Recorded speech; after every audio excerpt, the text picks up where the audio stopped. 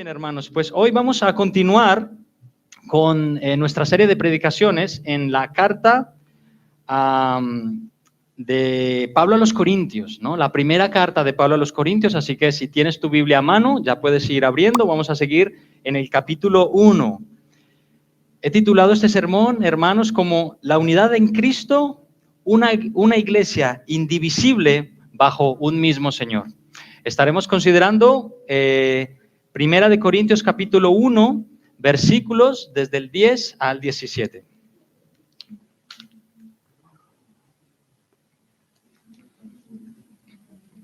Hermanos, antes de entrar al texto, permitidme que haga una introducción.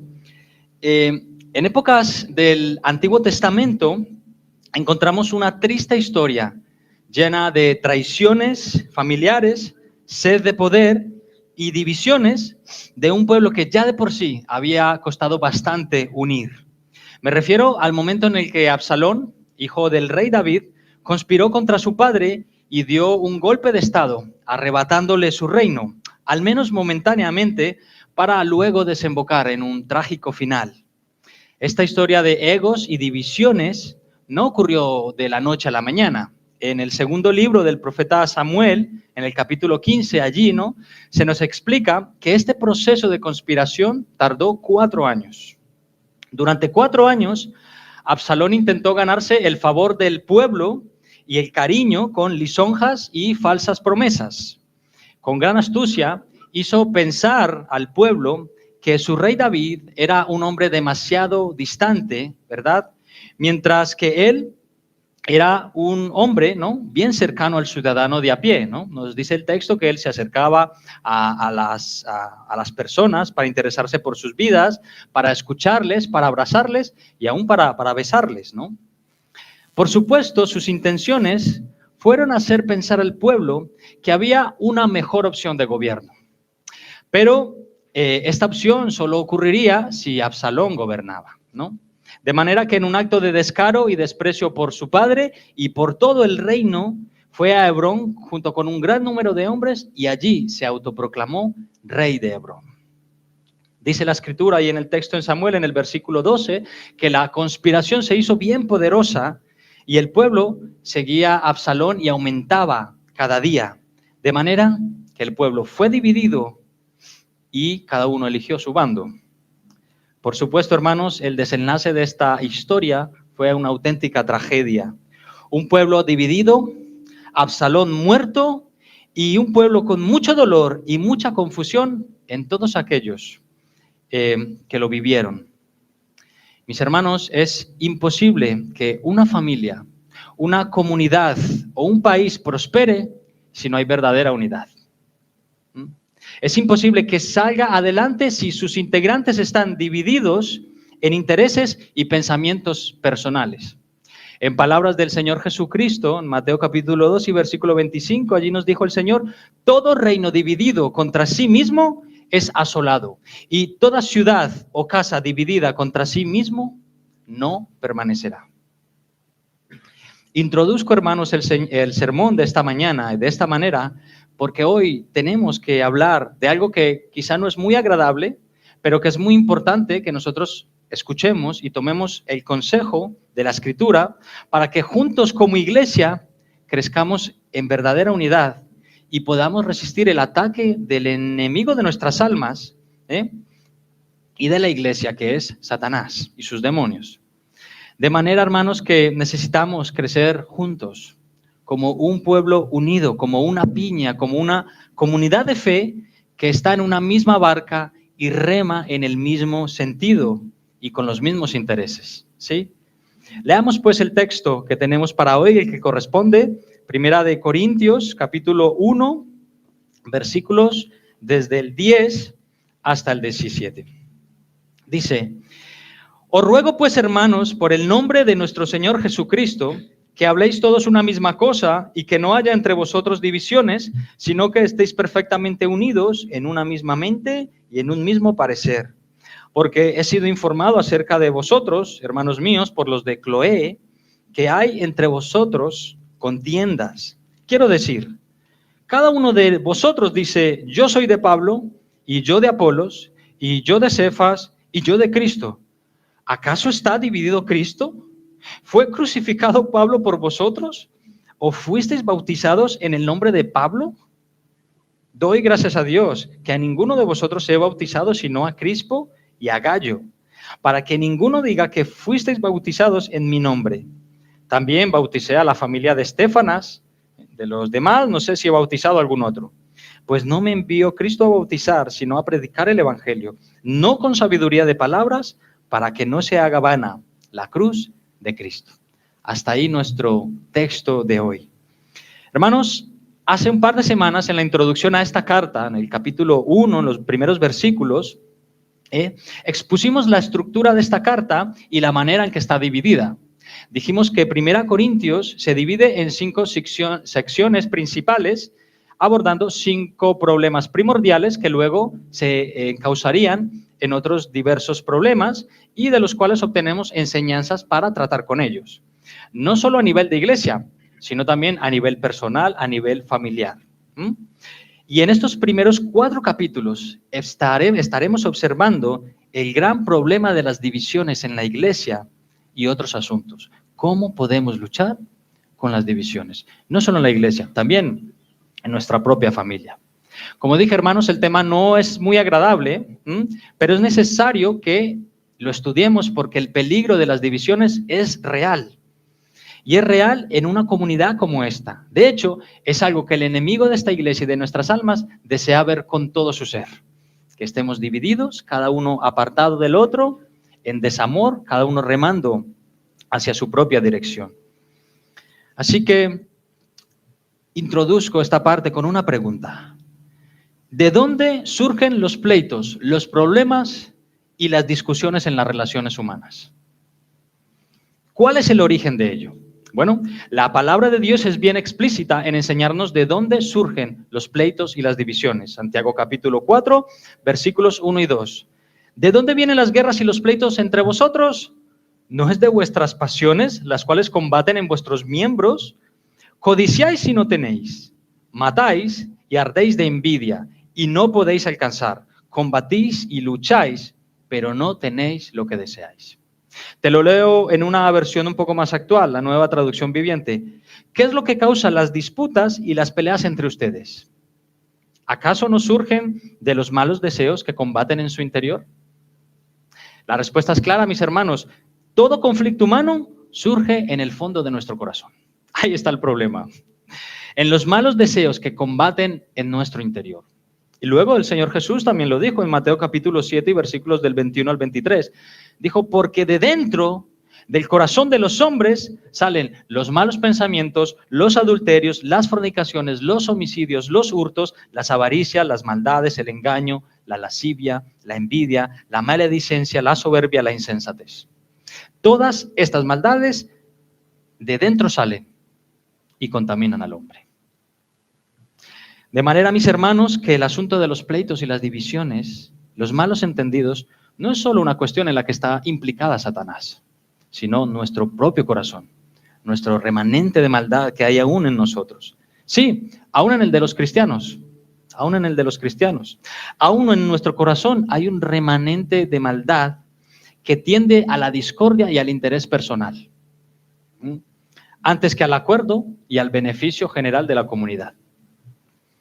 Esta es la cruda realidad, mis hermanos, y es por eso que mientras hayan personas humanas en una comunidad, o bien en una familia de 2 miembros o en una iglesia de 1000 miembros, la amenaza de conflictos, de pleitos, envidias y divisiones estará presente. Y como no se vigile muy bien y muy de cerca, como no se detecte y se detenga a tiempo, puede causar auténticas tragedias en medio de quienes viven ahí en esta comunidad. Es en base a esto, hermanos, que el apóstol Pablo comienza esta sección rogando a la iglesia que está en Corinto lo que ya hemos leído. Observa de nuevo el clamor de Pablo. Versículo 10. Os ruego, hermanos, os ruego por el nombre de nuestro Señor Jesucristo, que habléis todos una misma cosa y que no haya entre vosotros divisiones, sino que estéis perfectamente unidos en una misma mente y en un mismo parecer. ¿Cómo supo Pablo que esto estaba ocurriendo en medio de la iglesia de Corinto? Bueno, lo dice el texto. Los de Cloé informaron al apóstol. ¿Y quiénes eran los de Cloé? Bueno, Cloé era y es nombre de mujer, ¿no? Cloé, de ellos sabemos muy poco, de esta mujer, pero entendemos que fue una mujer que pertenecía a una familia, los cuales informaron a Pablo de este asunto, los de Cloé. Hermanos, gracias a esta preciosa hermana y su familia, a los que no les dio igual la iglesia de Cristo, sino que con verdadera preocupación escribieron al apóstol para informar lo que estaba ocurriendo dentro de ella, ¿no? Gracias a ello pudo Pablo escribir y quizá corregir toda esta serie de pecados a tiempo.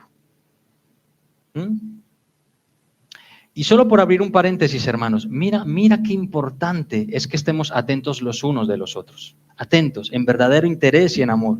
Qué importante es velar por la correcta enseñanza y por la correcta práctica en la iglesia. Me refiero a una preocupación real y desinteresada por el bienestar de los hermanos y de la salud de la iglesia. En un mundo lleno de apatía y egoísmo, donde cada uno va a lo suyo, ¿no? Donde parece que no a muchos les importa el bienestar de la otra persona, o de personas que están en su círculo más cercano, en un mundo donde la enorme mayoría de gente le importa poco lo que le ocurre a los demás, es ahí donde el cristiano debe ser diferente y mostrar un interés genuino. ¿Por qué? Porque precisamente lo que afecta a los demás termina afectando a la sociedad. Y lo que afecta a la sociedad te termina afectando a ti. ¿Sabes esta expresión? Déjale mientras sea feliz. ¿Alguna vez la has escuchado? No te metas mientras sea feliz. Mientras no le haga daño a nadie.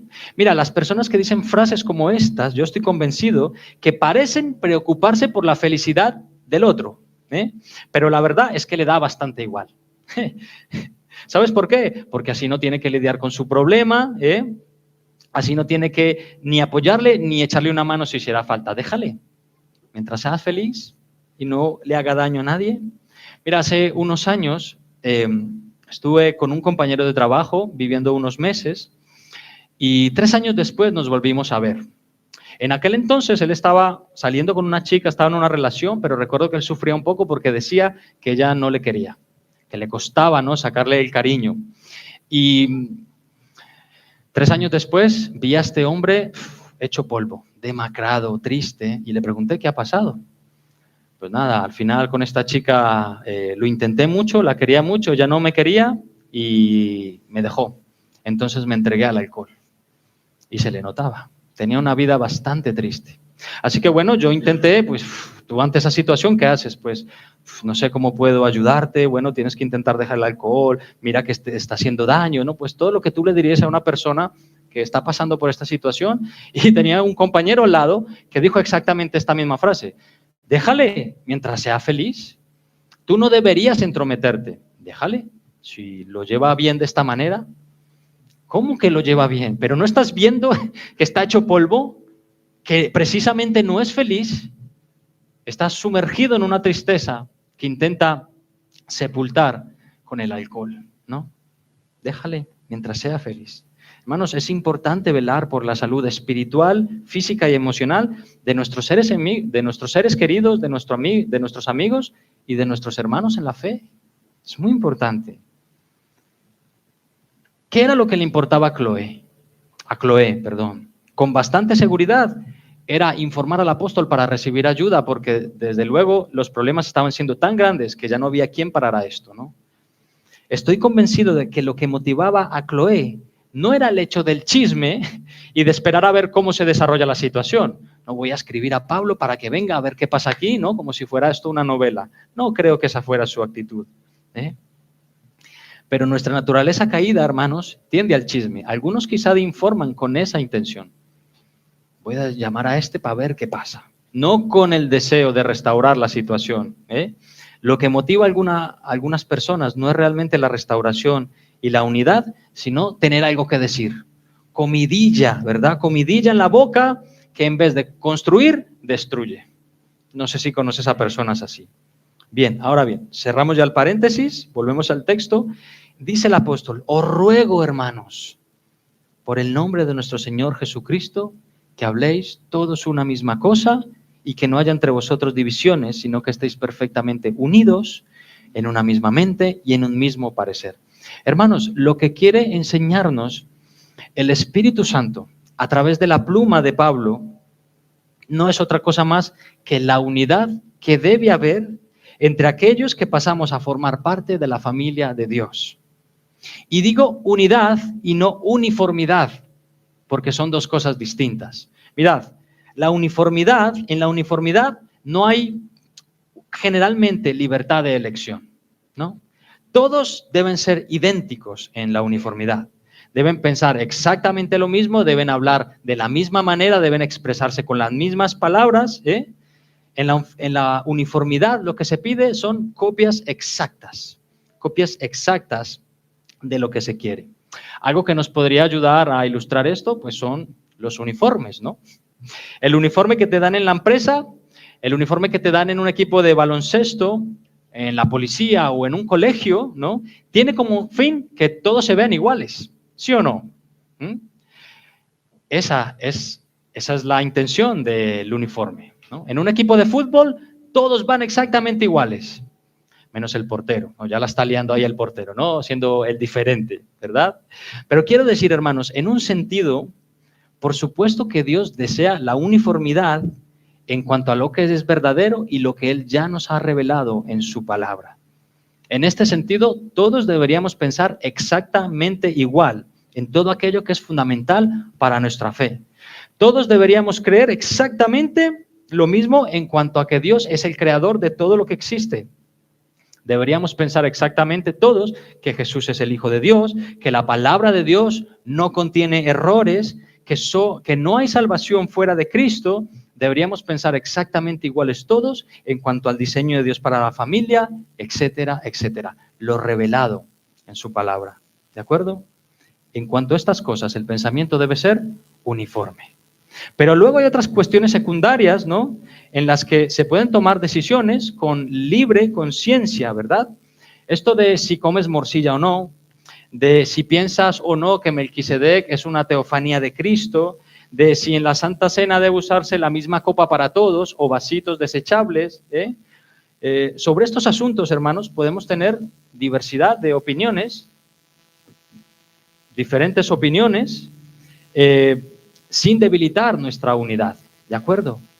Porque en la unidad hay libertad de personalidad. No hay unidad verdadera sin ser ni sentirse libres. En esto radica la verdadera unidad. Piensa, por ejemplo, en el canon de las Escrituras, ¿no? La Biblia, hermanos. Este maravilloso libro ha sido escrito por unos 40 autores diferentes. 40.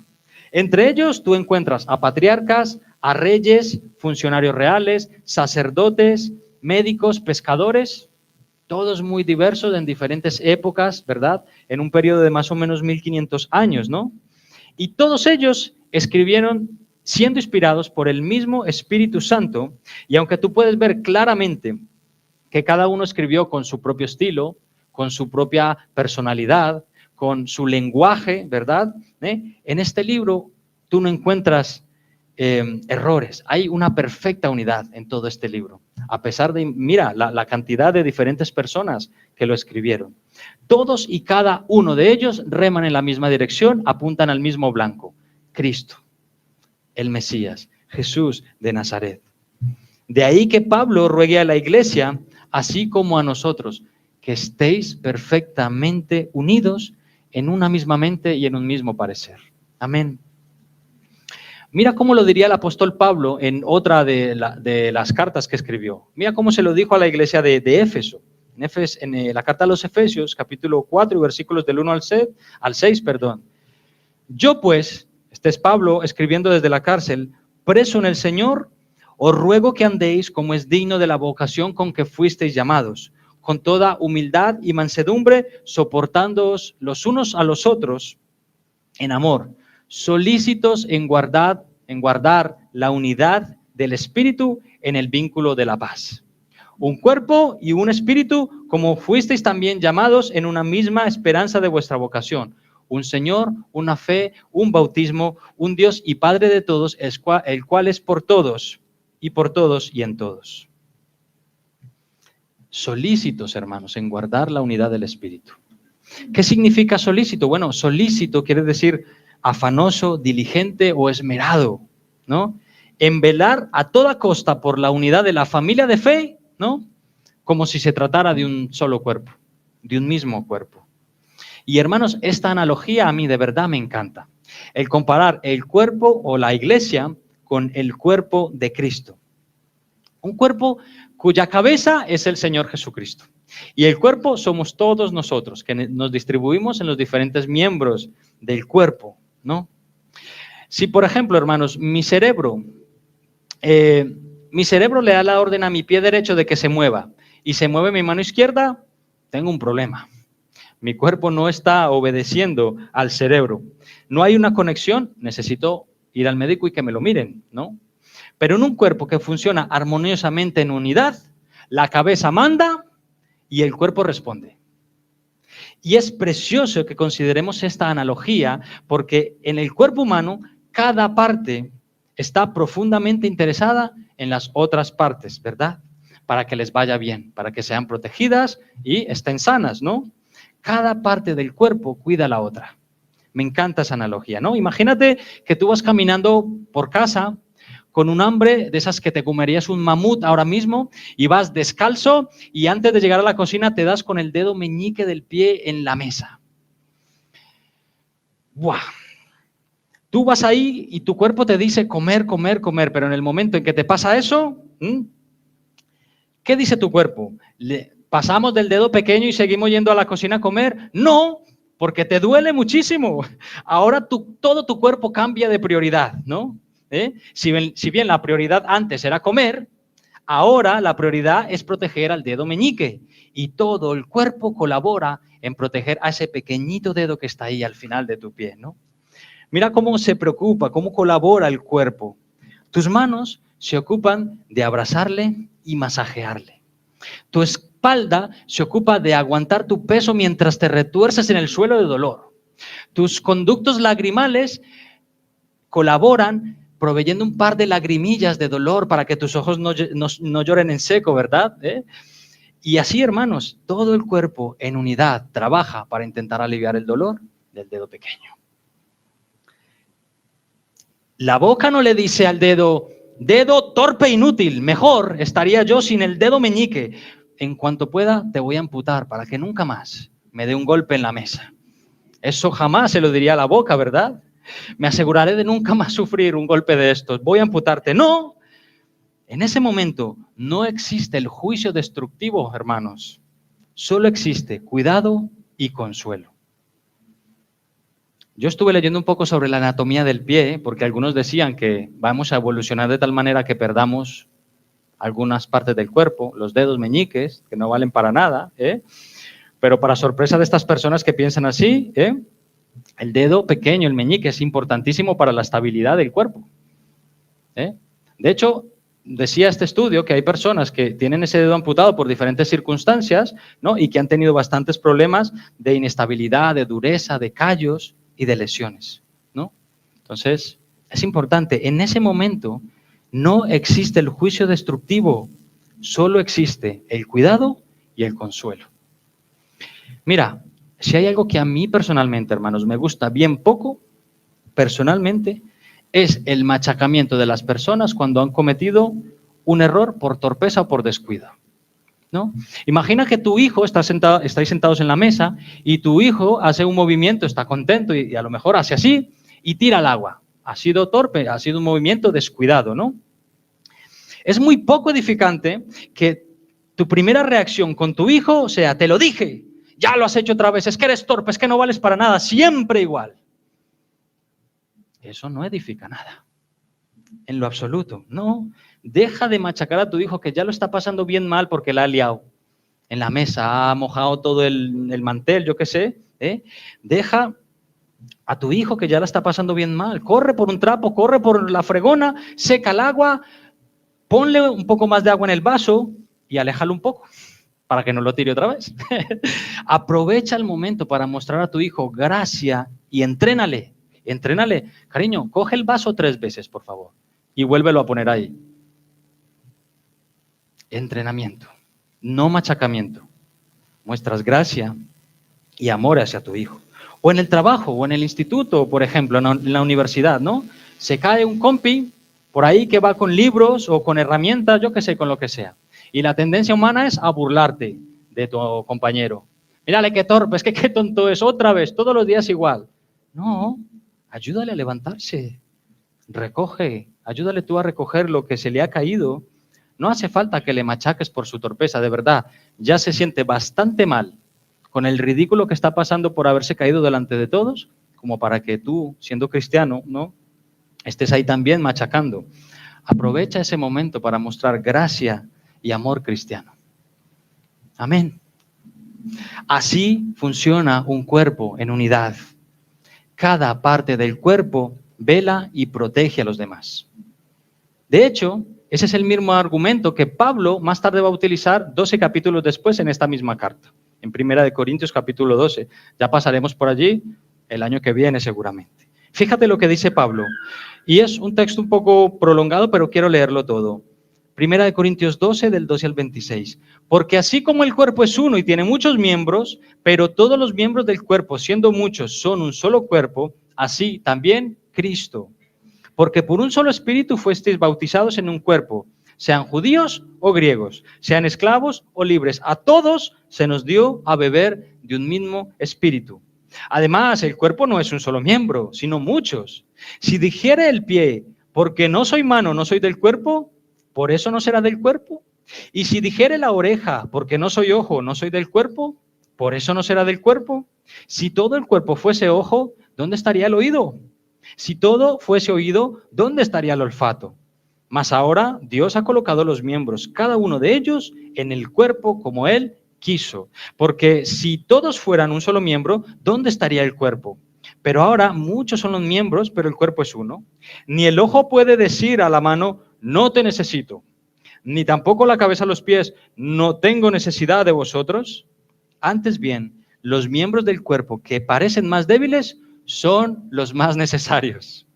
Y aquellos del cuerpo que nos parecen menos dignos, a estos vestimos más dignamente. Qué precioso. Y los que en nosotros son menos decorosos, se tratan con más decoro. Porque los que en nosotros son más decorosos no tienen necesidad, pero Dios ordenó el cuerpo dando más abundante honor al que le faltaba, para que no haya desaveniencia en el cuerpo, sino que, atentos hermanos, que los miembros todos se preocupen los unos de los otros. De manera que si un miembro padece, todos los miembros se duelen con él, y si un miembro recibe honra, todos los miembros se gozan.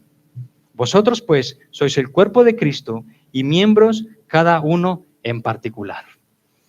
¡Qué maravilloso! ¡Qué buenas ideas! Se puede decir más alto, pero no más claro. Si formas parte del cuerpo de Cristo, esta es tu privilegio, pero también tu obligación. Cuida al hermano. Esta es la razón por la que elegimos cantar esta canción en la alabanza. ¿La recordáis? La última, ¿no? Hicimos ese ejercicio. Mira el que está al lado, mira el que está al frente, de arriba abajo. Es tu hermano en la fe, es tu familia. ¿Y qué hemos cantado? Somos cuerpos, somos cuerpo también ajustado, totalmente ligado, unidos, viviendo en amor. Una familia sin ninguna falsedad, viviendo en la verdad, mostrando la gloria del Señor. Es ahí donde está la clave, mostrando la gloria del Señor. Una familia viviendo en compromiso del gran amor de Cristo. Necesito de ti, hermano. Precioso y preciosa eres para mí, hermano. Qué maravilloso, hermanos. Mostrando la gloria del Señor. Claro, eso es lo que nos enseñó el Señor Jesucristo a nosotros. Que debíamos comportarnos así, no solo para nuestro beneficio, sino para mostrar al mundo la gloria de Dios.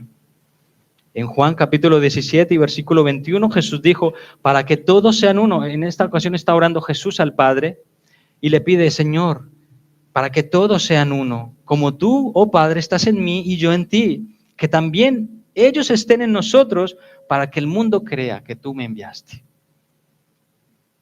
Fíjate si es importante que estemos todos así de unidos, que seamos una piña, que nos amonestemos los unos a los otros y nos perdonemos, que rememos en el mismo sentido, hermanos, que cuando el mundo que está ahí fuera, la sociedad que nos vigila, porque nos vigilan bastante de cerca, cuando ellos vean que nosotros tenemos semejante cercanía, que nos cuidamos tanto los unos a los otros, ellos van a poder ver la gloria de Dios a través de esa manera de comportarnos. El mundo ahí fuera está dividido para lo que quiere. Está dividido en amor, está dividido en ayuda, pero se unen para algunos deseos bastante malos, ¿verdad? Para lo malo se unen bastante rápido. Esto está tan claro en las Escrituras, mis hermanos, que no podemos dejar de velar para que esto se cumpla. El liderazgo de una iglesia o de una familia necesita ser como Pablo, preocupado por sus integrantes, para que todos se lleven bien en la paz de Cristo. Amén. Espero estar motivándoos a la unidad y al amor por el que tienes al lado. Pero es que además la iglesia o la familia necesita también personas como Chloé. La iglesia necesita a mujeres y hombres interesados por la santidad y la concordia del grupo. Todos y cada uno de vosotros aquí sois importantes. No sé si te lo hemos dicho aún, pero cada uno de vosotros que estamos aquí sois importantes. Para nosotros y para Dios, más aún, ¿no? Debemos pensar así, debemos sentirlo así, porque en el momento que se detecte la apatía, en el momento en que tú detectes apatía en tu corazón o superioridad por el que tienes al lado, en ese momento corres el peligro de enfermar a todo el cuerpo. Si mi mano no cuida del dedo meñique, si no le hace una radiografía, va a enfermar más. Hermanos, tengo más textos con respecto a la unidad. No voy a profundizar en ellos, solo lo voy a leer y avanzamos en Primera de Corintios. Por ejemplo, mira este texto qué bueno. Filipenses capítulo 2 y versículo 2.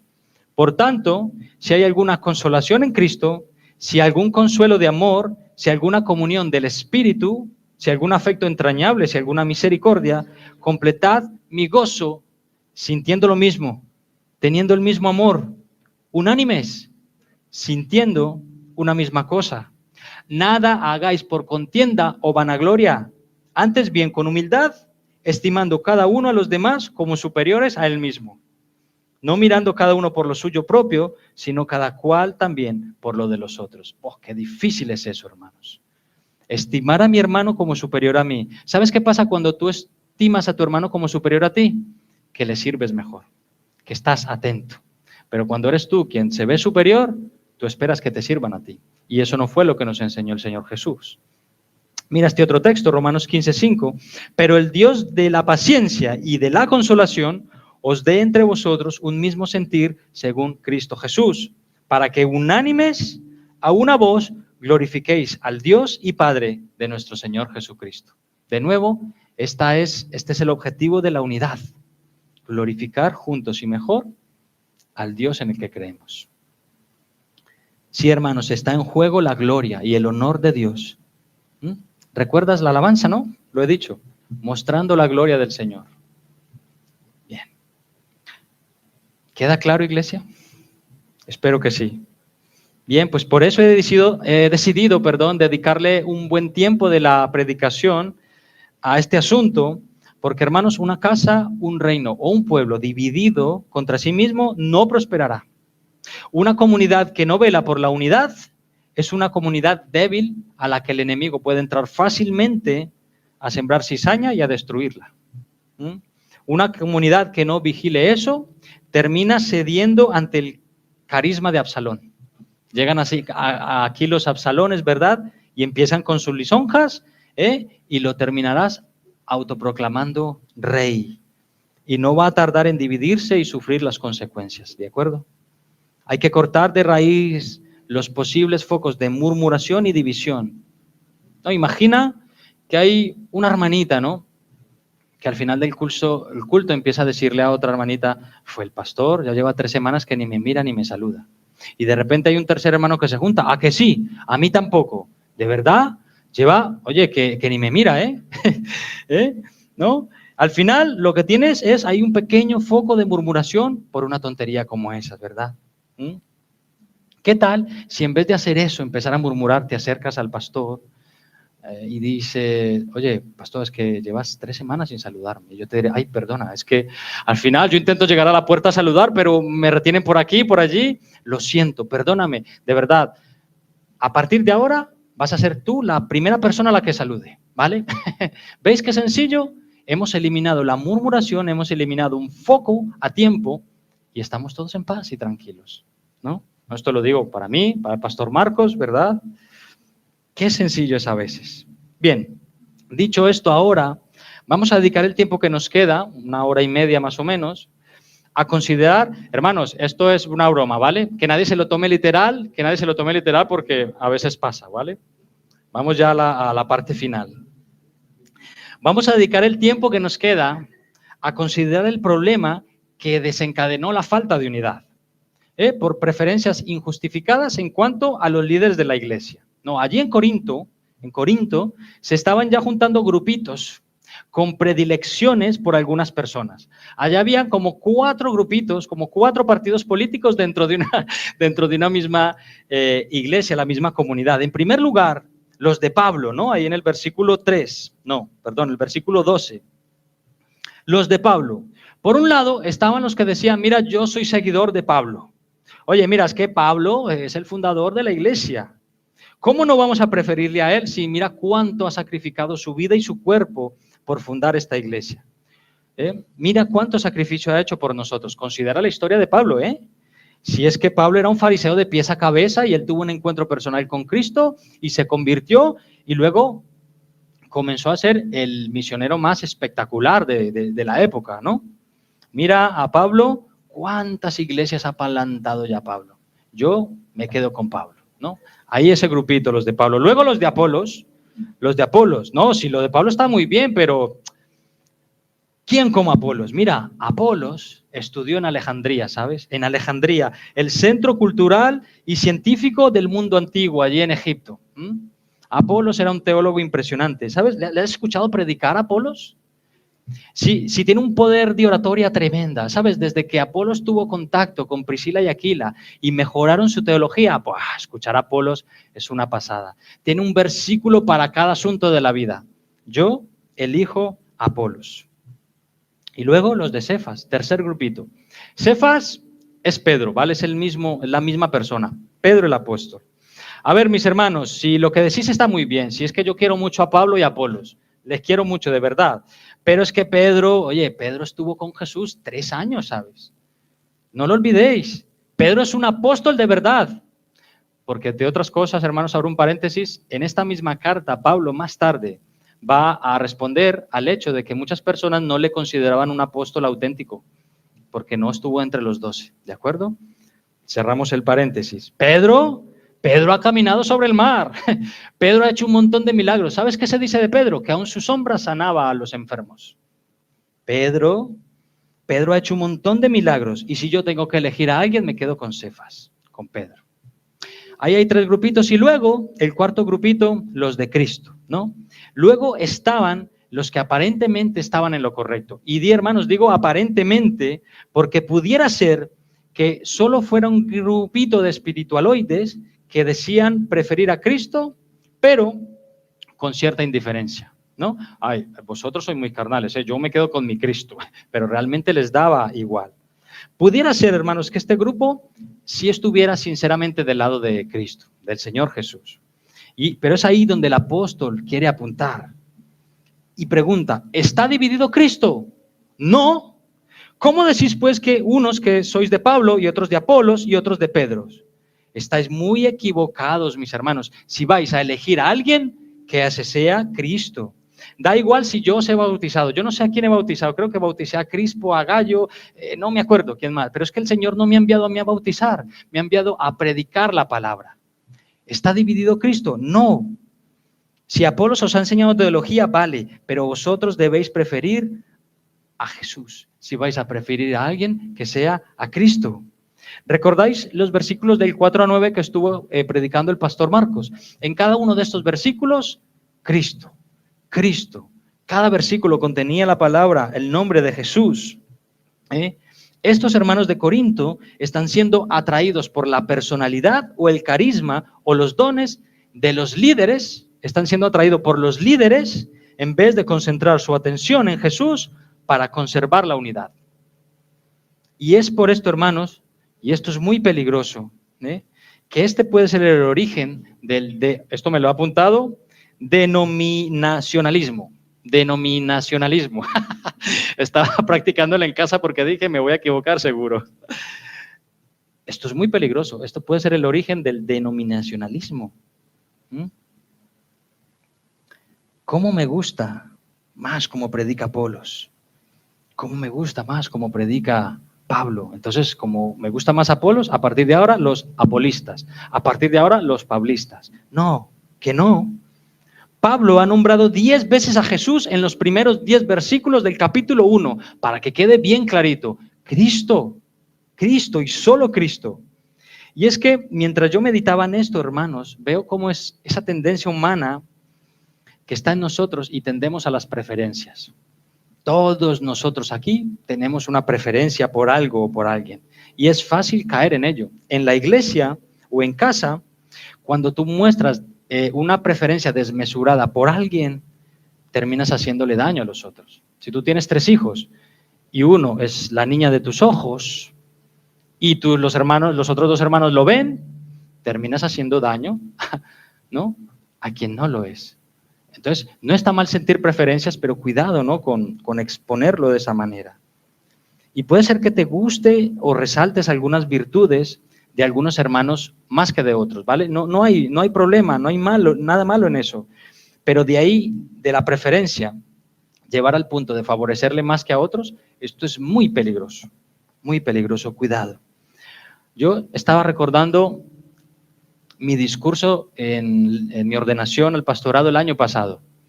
Fue un evento muy bonito en la noche, ¿verdad? Y una de las cosas que yo decía en mi discurso es, hermanos, Marcos es mi suegro, es mi amigo, es mi pastor, y yo soy pastor, otro pastor para vosotros.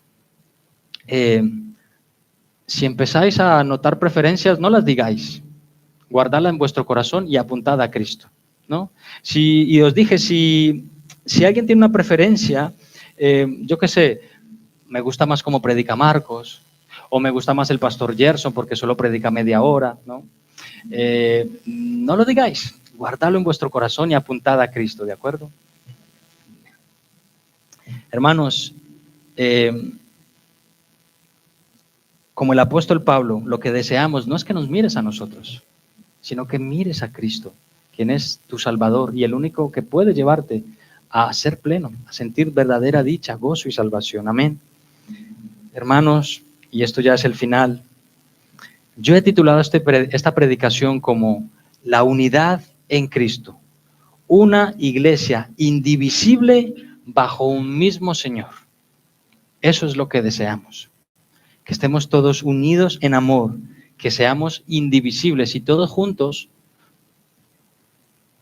protejamos a la amada iglesia de Cristo, ¿de acuerdo? Y me encanta ver cómo poco a poco el Señor va atrayendo a las personas y cada uno va poniendo su parte para edificar juntos el reino de Dios. Esta mañana hablaba con los de la alabanza, les dije, si Mónica estuviera aquí, seguramente diría lo mismo, ¿no? Unos se encargan de la proyección, otros del ordenador, otro toca el piano, otro canta, otro prepara la mesa para la Santa Cena. Qué precioso. Hace algunos años, los mismos 8 o 10 éramos los que íbamos a todos los sitios. el pastor iba a comprar el mosto, Camila ponía esto, ¿verdad? Y ver cómo el Señor os ha ido acercando, ¿verdad? Y cada uno con sus dones protegiendo a los hermanos. Ya no tengo que encargarme de la mesa, ya solo toco la guitarra, ya. Eso es muy bonito de ver. Y que el Señor nos guarde en esa misma unidad. Y que todos, por cierto, todos los que aún no estáis sirviendo, que oréis al Señor para que os dé ese espíritu de servicio y de amor, porque os necesitamos. Amén. No lo hagamos solo como para la iglesia bautista de Yodio, sino que debemos intentarlos, esto que he dicho, para la iglesia universal, amando y uniéndonos con otros hermanos más allá de nuestras fronteras teológicas, hermanos. Muchas veces encontramos una gran barrera porque estos de allí son una iglesia pentecostal. Estos del otro pueblo son presbiterianos. Estos bautistas, estos reformados, ¿no? Fijaos lo que escribió John Piper en una ocasión. Odia los errores graves, no a hermanos sinceros. Odia errores graves, no a hermanos sinceros. Hay hermanos genuinos en la fe de los cuales nosotros pensamos que están equivocados doctrinalmente. Odia el error, pero no al hermano. Como este cree que la salvación se puede perder, con este ni me siento a la mesa. No, esta persona no se va a perder, aunque piense que su salvación puede perderse. No se va a perder porque pertenece a Cristo. Odia el error, pero no odies a hermanos sinceros. Se comenta que el evangelista D.L. Moody, durante sus cruzadas evangelísticas en Estados Unidos, contó con la cooperación de todas las iglesias locales y líderes de las iglesias evangélicas, independientemente de sus afiliaciones interdenominacionales.